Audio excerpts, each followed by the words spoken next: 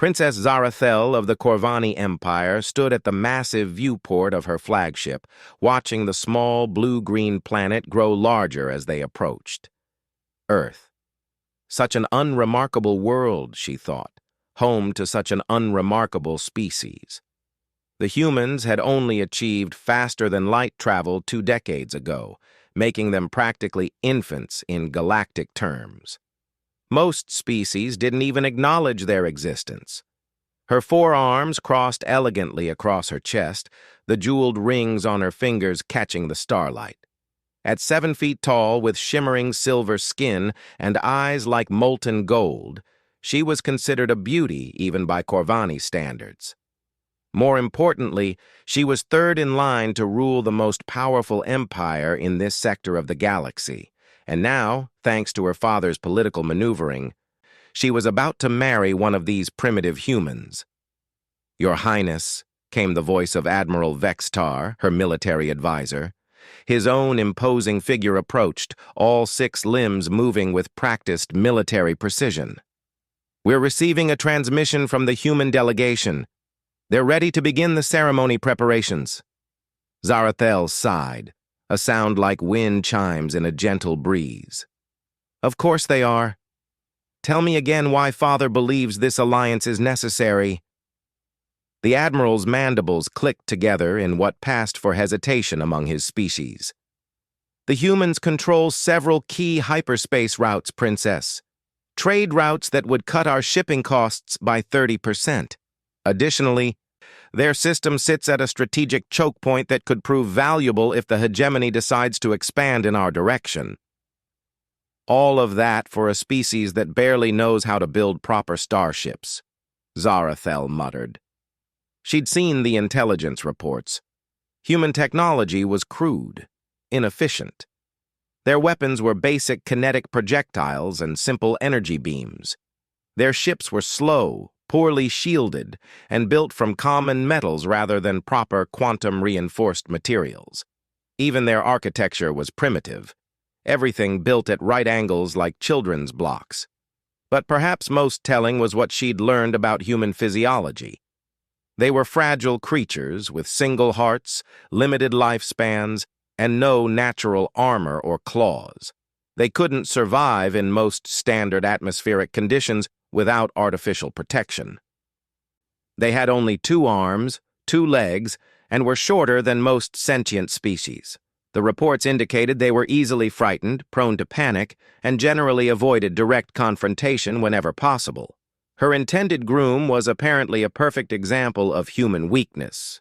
David Chen, age 28, was described as a diplomat and cultural liaison. The images she'd seen showed a small, slim man with dark hair and gentle eyes. He looked like he might blow away in a strong wind. The intelligence reports indicated he spent most of his time in libraries and research facilities, studying alien languages and customs. Not exactly the warrior prince she'd once dreamed of marrying. "The human delegation is requesting permission to board, Your Highness," another officer announced. "Grant it," Zarathel said with resignation. "Let's get this farce over with." An hour later, she stood in her ship's most impressive ceremonial chamber, surrounded by tapestries and artifacts representing 1,000 conquered worlds. The human delegation had arrived, and she had to admit they'd made an effort to dress appropriately for the occasion. Their leader, Ambassador Harrison, wore formal diplomatic robes that actually managed not to look completely ridiculous on his slight human frame. But it was the man standing beside him who drew her attention. David Chen looked exactly as unremarkable as his photographs had suggested. He was indeed small by her standards, probably barely reaching her shoulder if they stood close together. His diplomatic attire was well fitted but couldn't hide his obviously non-military build. When their eyes met, he offered a gentle smile and a respectful bow that seemed sincere rather than merely protocol. "Your Highness," Ambassador Harrison began, "may I present David Chen, cultural attaché and your intended betrothed." David stepped forward, and Zarathel was surprised to hear him speak in perfectly accented Corvani. "Princess Zarathel, it is an honor to meet you. I hope our union will bring prosperity and understanding between our peoples." Despite herself, Zarathel was mildly impressed. Few humans had managed to learn even basic Corvani, let alone speak it so fluently. Still, linguistic ability hardly made up for obvious physical inadequacy. She responded in English, partly to test his reaction and partly to make him more comfortable. "The honor is mine, David Chen. I trust your journey was not too difficult?" Relief flickered across his features at her use of his language. "Not at all, Your Highness. Your ships are magnificent. I've been studying Corvani engineering techniques, and seeing your technology in person is remarkable." More polite conversation followed, but Zarathel found herself studying him rather than listening. He moved carefully, deliberately, like someone who was always watching and analyzing. His questions about her culture were surprisingly insightful, and he seemed genuinely interested in her responses rather than simply making conversation. Still, there was nothing about him that suggested any kind of strength or capability beyond academic pursuits. The formal betrothal ceremony was mercifully brief. Both of them signed the necessary documents, and the various ambassadors and officials made their required speeches about friendship between worlds. David accepted the ceremonial Corvani engagement bracelet with appropriate gravity, though Zarathel noticed his wrist was so slender the bracelet would need significant adjustment. Afterward, as the delegations mingled in what humans called a reception, Zarathel found herself standing alone with David on an observation balcony overlooking the hangar bay. "I want you to know," David said quietly, "I understand this isn't what either of us would have chosen freely." His honesty surprised her. Most diplomatic marriages involved at least the pretense of romantic interest. "You're correct, though I hope we can at least develop mutual respect." "I'd like that very much." He paused, looking out at the human ships docked in her hangar. "Your Highness, may I ask you something directly?" "Speak freely." "Do you see me as completely useless?" The question caught her off guard. She studied his face, looking for signs of wounded pride or anger, but found only genuine curiosity.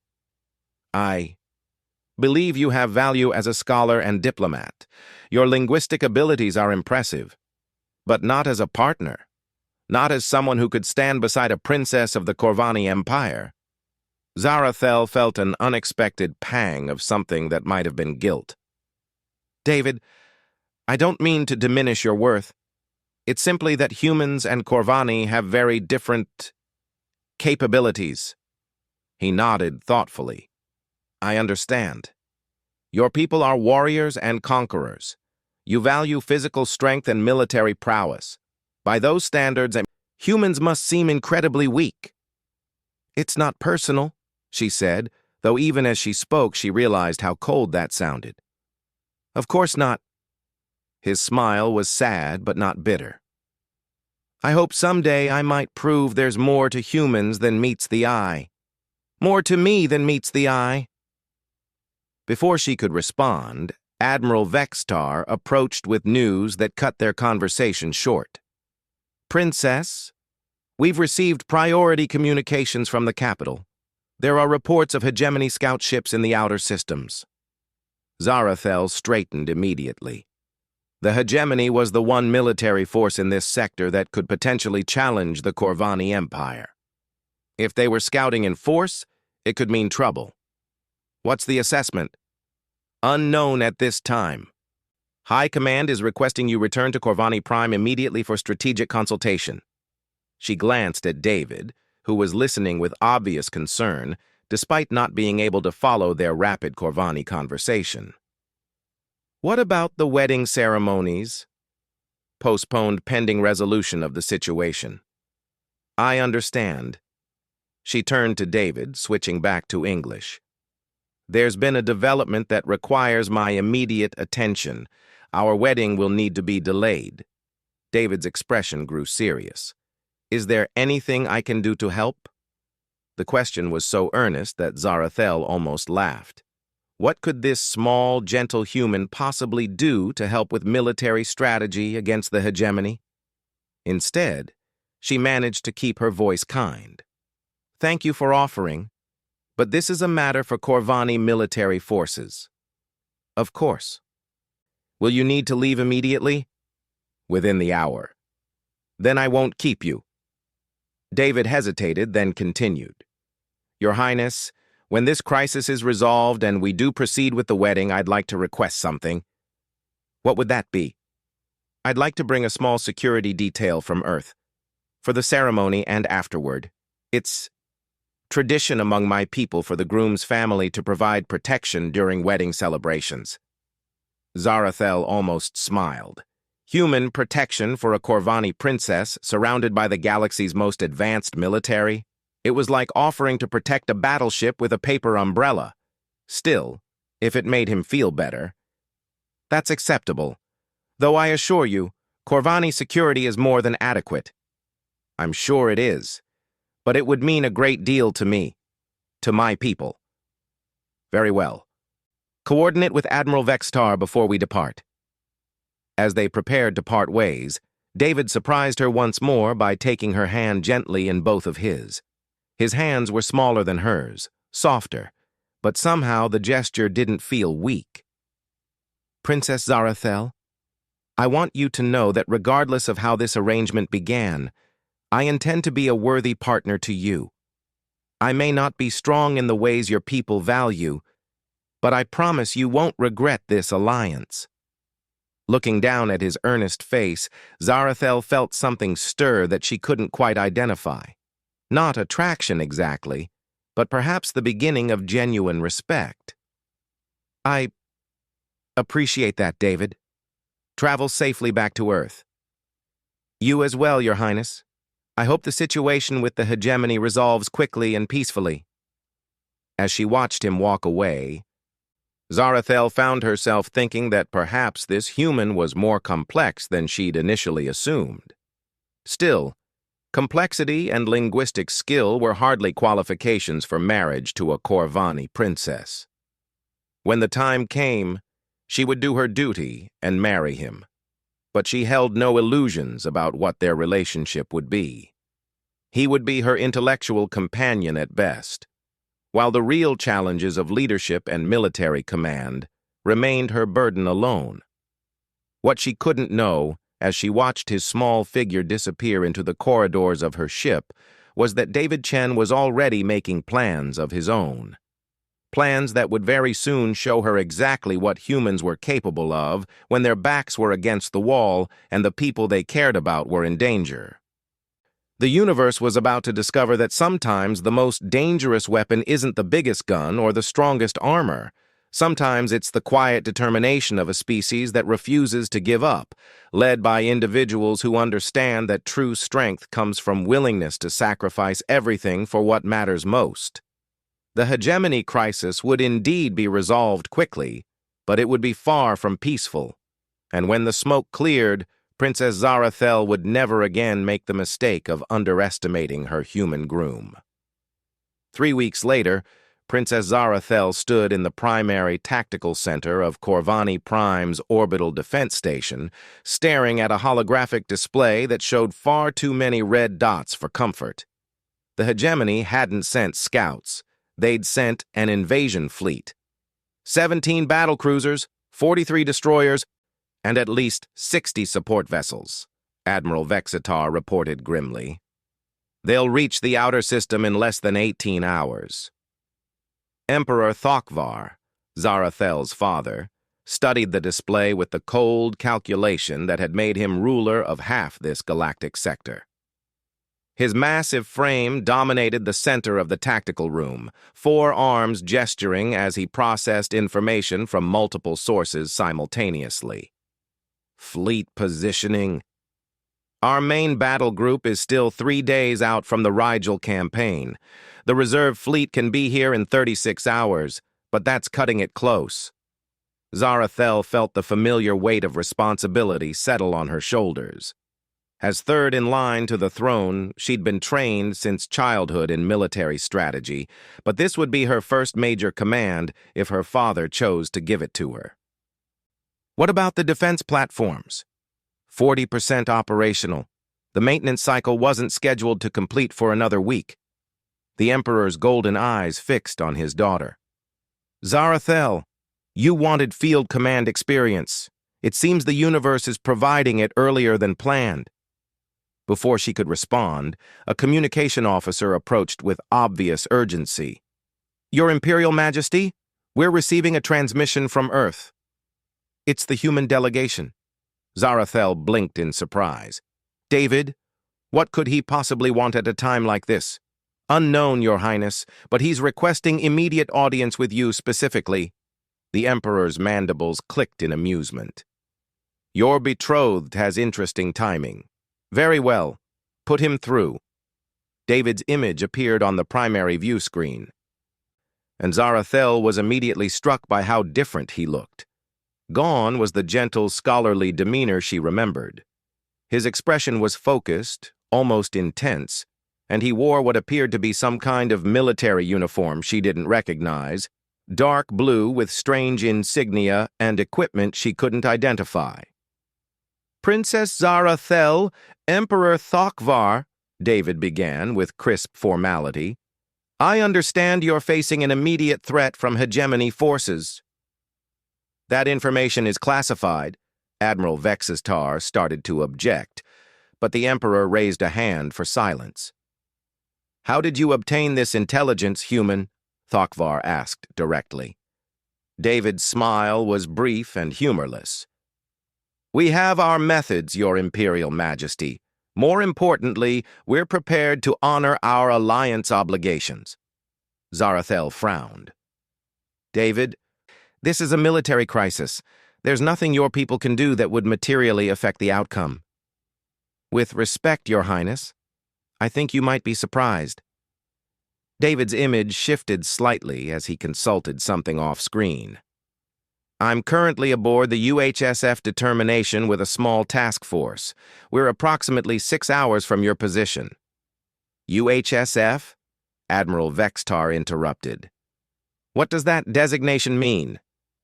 United Human Space Force, David replied calmly. Princess, you gave permission for me to bring a small security detail for our wedding. I took some liberties with that definition. Zarathel stared at him. How many ships are we talking about, David? 12. The tactical room fell silent. Finally, Admiral Vextar spoke. 12 ships against a hegemony invasion fleet? Human, I appreciate the gesture, but this isn't the time for symbolic support. David's expression didn't change. Admiral, with respect, we're not here for symbolism. We're here to fight. Emperor Thokvar leaned forward with interest. Explain. The hegemony fleet is following a standard invasion pattern, concentrated force, overwhelming firepower, designed to smash through static defenses. It's effective against most species because most species fight the way the hegemony expects them to fight. David paused. Humans don't fight the way anyone expects us to fight. Enlighten us, Zarathel said, despite herself becoming curious about this new side of her gentle betrothed. We'll need tactical coordination with your forces, but I believe we can create enough chaos in their formation to give your reserve fleet time to arrive. The question is whether you're willing to trust us. Admiral Vextar's multiple eyes shifted to the Emperor, then to Zarathel. Your Highness, human ships are lightly armed and poorly shielded, even 12 of them. Admiral, David interrupted quietly, have you ever actually seen detailed specifications of current human military vessels? Well, no, but our intelligence reports are based on our civilian and early military designs. The ships we're bringing are somewhat more advanced. Zarathel studied David's face carefully. Something had changed about him since their last meeting. The gentle scholar was still there, but underneath it was something harder, more determined. What exactly are you proposing? A coordinated assault on their supply lines and command vessels while your forces engage their main battle groups. Hit-and-run tactics designed to disrupt their command structure and create confusion. Suicide attacks, Admiral Vextar concluded grimly. I won't allow Allied forces to throw their lives away uselessly. David's smile returned, and this time there was something almost predatory about it. Who said anything about dying, Admiral? 5 hours later, Zarathel stood on the bridge of her personal command cruiser, the Starfire, watching her tactical displays with growing amazement. The human task force had arrived exactly on schedule, and their ships were unexpected. They were smaller than Corvani vessels, yes, but sleek and angular in ways she'd never seen before. Instead of the bright, obvious presence of most starships, they seemed to shimmer at the edges of sensors, difficult to get solid targeting locks on.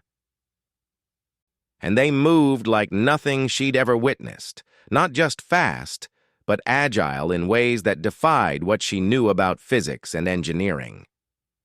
Princess, her sensor officer reported. The human ships are deploying in attack formation, but I can barely track them. Their stealth capabilities are remarkable. Where did they get technology like that? She muttered.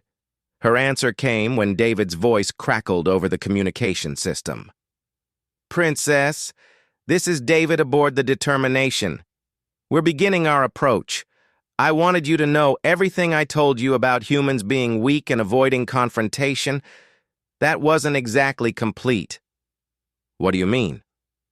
I mean, humans are terrified of war, Your Highness. Absolutely terrified. We know exactly how horrible it is, how much it costs, how much suffering it causes. His voice took on an edge she'd never heard before. That's what makes us so incredibly good at it when we have no other choice. Before she could respond, her tactical displays erupted in chaos. The human ships had reached the hegemony fleet, and what followed was unlike any space battle Zarathel had ever witnessed. Instead of the traditional approach of forming battle lines and exchanging fire, the human vessels scattered in apparently random directions, moving at impossible angles and speeds. They flickered in and out of sensor range, appearing just long enough to deliver devastating attacks before vanishing again. But it wasn't just their tactics that surprised her. Their weapons were completely different from anything in her intelligence files. Instead of energy beams or missile barrages, they seemed to be using some kind of kinetic projectiles that punched through hegemony shields like they weren't there. How is that possible? Admiral Vextar demanded, watching as a human destroyer took out a hegemony cruiser 3 times its size with a single, perfectly placed shot. Railguns, David's voice explained calmly over the communication channel. Magnetic acceleration of dense projectiles to significant fractions of light speed. Very difficult to defend against if you're used to energy-based weapons. But the power requirements, Zarathel's chief engineer protested. We've developed some interesting solutions to power generation problems, David replied. Fusion isn't the only option, as it turns out. What followed was 15 minutes of the most brutal, efficient combat Zarathel had ever witnessed. The humans didn't just attack the hegemony fleet, they systematically dismantled it. Their ships worked together with perfect coordination, each vessel exactly where it needed to be at precisely the right moment. They targeted command ships first, then communication relays, then supply vessels, creating cascading failures throughout the enemy formation. The hegemony forces, used to fighting opponents who met them head-on with superior firepower, had no answer for an enemy that refused to stay still long enough to be targeted. They fired missiles that chased ghosts. They aimed energy weapons at empty space. They tried to form defensive formations that the humans simply ignored, striking from angles that shouldn't have been possible. Princess, her sensor officer called out, voice tight with amazement.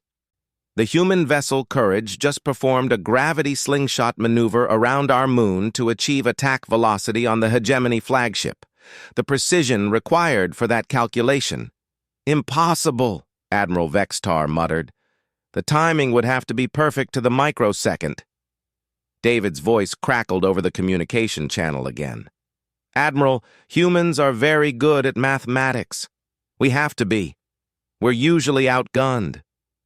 By the time the main hegemony battle group realized what was happening to their support vessels, it was too late. Half their supply ships were destroyed or disabled. Their command structure was in chaos, and their admiral was dead. His flagship crippled by a perfectly placed railgun shot that had somehow threaded through a gap in their defensive screen that was barely wider than the projectile itself. "This is impossible," Zarathel whispered, watching the tactical display. 12 ships against an entire invasion fleet. 14 ships, David corrected gently. The Defiance and Resolution just arrived from their flanking maneuver. Princess, you might want to order your forces to pull back to minimum safe distance. Why? Because we're about to demonstrate why humans spent so much time studying nuclear physics. What happened next would be discussed in military academies across the galaxy for decades afterward. The remaining human ships converged on the center of the hegemony formation in perfect synchronization, each vessel releasing what looked like small, unremarkable missiles. The projectiles were so small they barely registered on sensors, easily dismissed as desperate last shots from defeated vessels. Then they detonated. The explosions weren't large by the standards of antimatter warheads or singularity weapons, but they were precisely placed and perfectly timed, creating a chain reaction that destabilized the quantum matrices of the hegemony ship's main reactors. One by one, the enemy vessels simply came apart. Their own power systems turned against them. In less than 20 minutes, an invasion fleet that should have taken hours to defeat with massive casualties was reduced to debris and escape pods. How? Zarathel asked quietly as the last hegemony ship powered down in surrender. David's image appeared on her view screen again, and she was struck by how tired he looked now that the battle was over. The intense, focused commander was gone, replaced by the gentle scholar she remembered, but with something new in his eyes. Sadness, perhaps, or regret. "Humans don't want to be good at war, Princess," he said softly. "We want to explore, to learn, to build beautiful things and discover new ideas. But we're a young species on a dangerous galaxy, and we learned very early that if we wanted to survive, we had to be better at fighting than anyone who might want to hurt us. But your ships, your weapons, your tactics, none of this was in any intelligence report." David's smile was rueful. "Because we've never had to use them before. This is the first time human military vessels have engaged in actual combat outside our own system. We've spent 20 years preparing for a war we desperately hoped would never come. The nuclear weapons, fusion-enhanced micro-singularities, actually. Very clean, very precise, very difficult to detect until they're armed." He paused. "Very effective against reactor cores, if you know exactly where to place them." Admiral Vextar stepped into view of the communication pickup, his expression combining respect and suspicion. "Human, your ships performed impossibly well for such a small force. How?" "Because, Admiral, when you're small and weak, you have to be smart and fast and willing to do things that bigger, stronger opponents think are impossible." David's expression grew serious. "Every human ship has a crew that's been training for this moment since they were children. Every tactic we use today has been practiced thousands of times in simulation. We've studied every major military engagement in galactic history and learned from all of them." "And if you had lost?" Zarathel asked quietly. David met her eyes directly. "Then we would have bought you time with our lives and trusted that you would make it count. That's what alliance means to humans, Princess. We don't abandon our friends even when the odds are impossible." As the tactical displays showed Corvani recovery vessels moving to assist the surviving hegemony crews and salvage what remained of their fleet, Zarathel found herself looking at her betrothed with entirely new eyes. The gentle, scholarly human she'd dismissed as weak and helpless had just orchestrated one of the most brilliant military victories in recent galactic history. "David," she said finally, "I think I may have underestimated you." His smile was gentle again, tinged with that sadness she couldn't quite understand. "Most people do, Your Highness. We've found it's often an advantage. Will you be attending the victory celebration?" "If you'll have me. Though I should warn you, my crew will want to attend as well. Humans tend to be enthusiastic about celebrations after successful battles." Despite everything, Zarathel found herself laughing. "I think after today, Admiral Vextar would welcome your entire species to our victory feast." As the communication ended and she watched the human ships forming up for the journey back to Corvani Prime, Princess Zarathel realized that her understanding of her future husband and his species had been completely wrong. David Chen wasn't a weak scholar who would need her protection. He was a warrior poet whose people had turned the art of warfare into a precise science, not because they loved violence, but because they loved peace too much to let others take it from them. Tomorrow, she would meet this human again, and this time she would be ready to see him as he truly was. The victory celebration in the Grand Hall of Corvani Prime was unlike anything Princess Zarathel had ever experienced. The massive chamber, designed to accommodate dignitaries from dozens of species, buzzed with an energy that was both festive and reverent. Veterans of 100 campaigns mingled with young officers, all eager to meet the humans who had achieved the impossible. But it was the humans themselves who truly captured her attention. David's crew had indeed come to celebrate, and they were nothing like what she'd expected from her intelligence briefings. These weren't the timid, scholarly creatures she'd been told about. They moved with quiet confidence, laughing easily but with eyes that missed nothing. They were polite to everyone they met, but there was an underlying strength in their bearing that spoke of people who had faced death and emerged victorious. "Princess Zarathel," came a warm voice behind her. She turned to find David approaching, now dressed in formal diplomatic attire rather than the military uniform she'd seen during the battle. But something about him had permanently changed. The gentle scholar was still there, but now she could see the steel underneath. "Commander Chen," she replied, using his military rank deliberately. He smiled at that. "Just David is fine, Your Highness. The military ranks are functional necessities. I'm still the cultural attaché you agreed to marry." "Are you?" she asked seriously.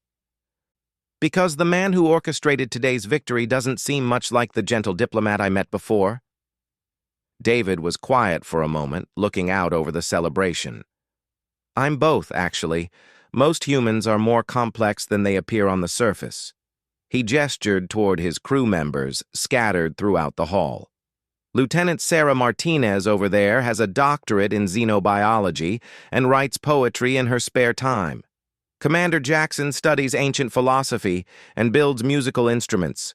Chief Engineer Webb collects rare books and grows prize-winning orchids."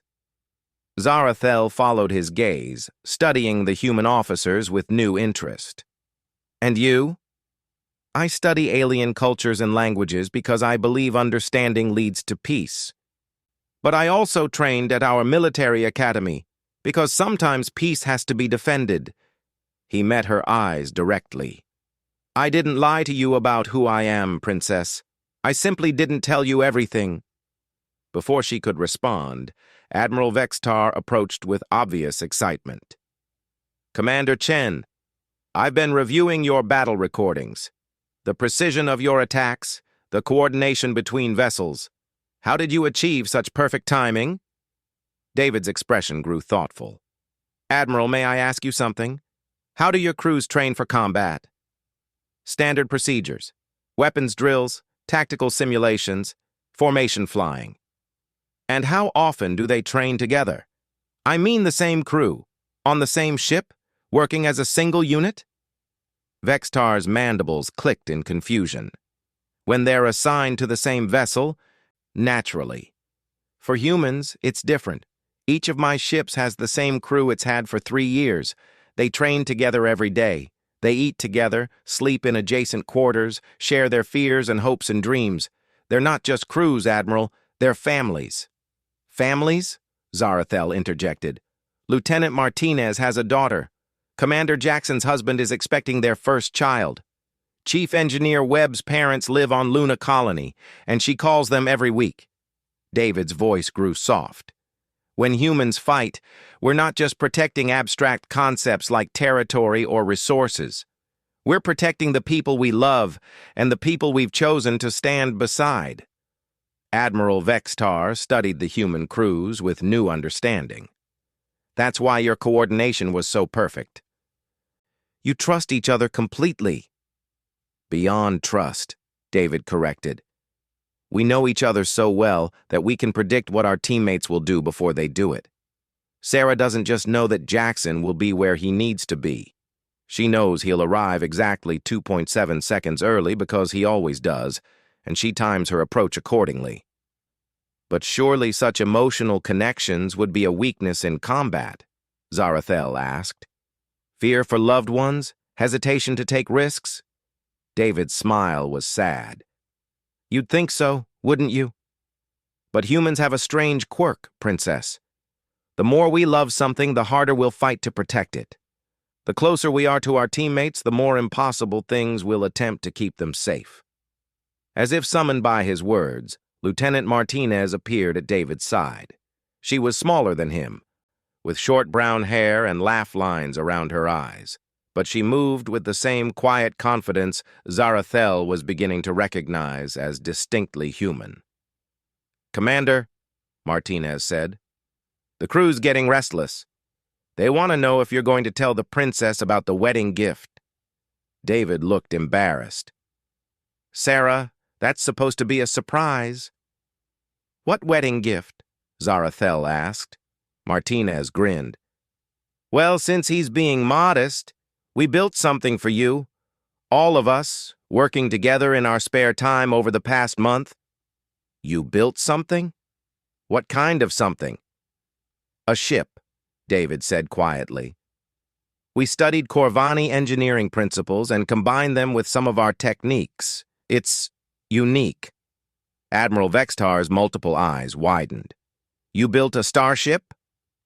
In a month? With help from Earth's shipyards, Martinez clarified. But the design work was all ours. We wanted to create something that represented the union of our peoples. Zarathel stared at them. You built me a ship as a wedding present? Not just any ship, Commander Jackson said, joining the group. He was tall and lean with graying hair, and his eyes sparkled with excitement. Wait until you see her. We call her the Unity. Where is this vessel? Admiral Vextar demanded. Docked at Bay 7, Martinez replied. We brought her in during the victory ceremonies. Wanted to surprise everyone. Despite her royal dignity, Zarathel found herself curious beyond measure. May I see it? We were hoping you'd ask, David said with a genuine smile. 20 minutes later, Zarathel stood in Docking Bay 7, staring at the most beautiful starship she'd ever seen. The Unity was roughly the size of a Corvani cruiser, but its lines were completely different from anything in her fleet.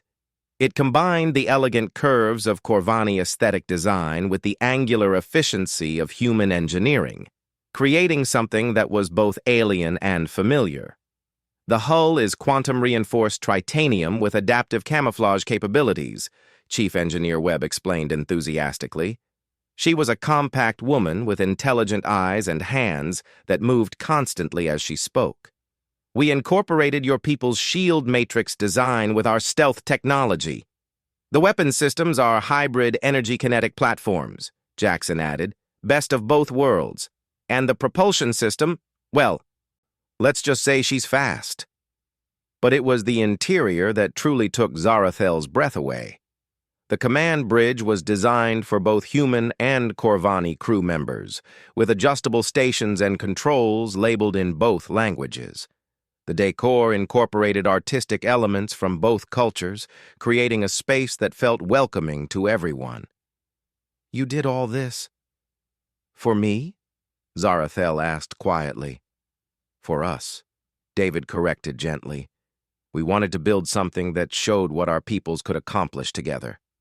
Admiral Vextar was examining the tactical displays with obvious professional interest. "These targeting systems are remarkable. The precision capabilities are designed for protection, not conquest," Martinez said firmly. "This ship is fast enough to run from any fight she can't win and accurate enough to end quickly any fight she can't avoid." "That's very human thinking," Zarathel observed. "Is it wrong?" David asked. She considered the question seriously. "No, just different from how Corvani approach problems." "Maybe that's why this alliance will work," Commander Jackson suggested. "Different approaches, complementary strengths." As they continued the tour, Zarathel found herself increasingly amazed by the thought and care that had gone into every detail. The ship's library contained works from both cultures. The medical bay was equipped to treat multiple species. Even the recreation areas had been designed to accommodate different social customs and physical needs. But it was the captain's quarters that finally broke through her remaining reserve. The space was elegant but comfortable, with artwork from both worlds and a viewport that provided a stunning view of the stars. And there, mounted on the wall with obvious pride, was the ceremonial engagement bracelet she'd given David weeks ago. "You kept it?" she said softly. "Of course I kept it. It was a gift from the woman I'm going to marry." David's voice was gentle. "Princess, I know this alliance began as political necessity, but I want you to know that my feelings have become quite genuine." Zarathel turned to study his face, looking for any hint of deception or manipulation. She found none. "David, I need to ask you something directly. Always. Today, when you were fighting the hegemony, you could have died. Your entire crew could have died. Was that political calculation or something else?" David was quiet for a long moment. "Something else," he admitted finally. "I couldn't bear the thought of you facing danger while I did nothing to help." "But you barely knew me." "I knew enough. I knew you were brave and intelligent and trying to do right by your people. I knew you were going to be my wife, which made you family." His smile was rueful. "Humans protect their families, Princess. Even the families we haven't officially joined yet." That night, as the celebration continued in the grand hall, Zarathel found herself on a quiet balcony overlooking the city, trying to process everything that had changed in a single day. David found her there, as she'd somehow known he would. "Having second thoughts about marrying a human?" he asked gently. "Having second thoughts about everything I thought I knew about humans," she corrected. "David, your people, you're not what you appear to be at all. We're exactly what we appear to be. We're just more than that as well." She turned to face him fully. "Your ships, your tactics, your weapons, you could conquer half the galaxy if you wanted to." "We don't want to conquer anyone, Princess. We want to explore and learn and build things and make friends and maybe eventually find a few people who understand us well enough that we can call them family. And yet you're terrifyingly effective warriors." David's expression grew serious. "Only when we have no choice. Humans learned long ago that the universe can be dangerous and that peaceful people need to be prepared to defend their peace. We train for war so that we can choose when not to fight. I don't understand that philosophy. Most species don't. Most species fight for territory or resources or dominance. Humans fight for each other. It makes us unpredictable in ways that upset traditional military thinking." Zarathel considered this. Is that why you wanted to marry me? To protect your people? I wanted to marry you to protect our peoples. All of us.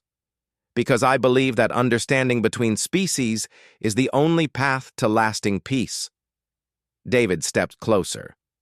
But somewhere along the way, Princess, I also started wanting to marry you for much more personal reasons. Such as? Such as the way you listen when people speak. Really listen, not just wait for your turn to talk. The way you ask insightful questions about things you don't understand. The way you care about doing right by your people even when it's difficult. He paused. The way you made me feel like maybe, just maybe, there was someone in the universe who might someday understand both sides of who I am. Looking into his earnest face, Zarathel felt something settle into place in her chest.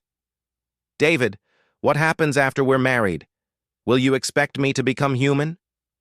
I expect you to remain exactly who you are, Princess Zarathel of the Corvani Empire, third in line to rule one of the most powerful civilizations in the galaxy. I just hope that someday you might also want to be my partner in building something new together. And what would that something be? David's smile was radiant. I have no idea, Princess. That's what makes it exciting. The wedding ceremony 3 days later was attended by dignitaries from across the sector. But for Zarathel, the only person who mattered was the small, gentle human who had turned out to be one of the most formidable individuals she'd ever met.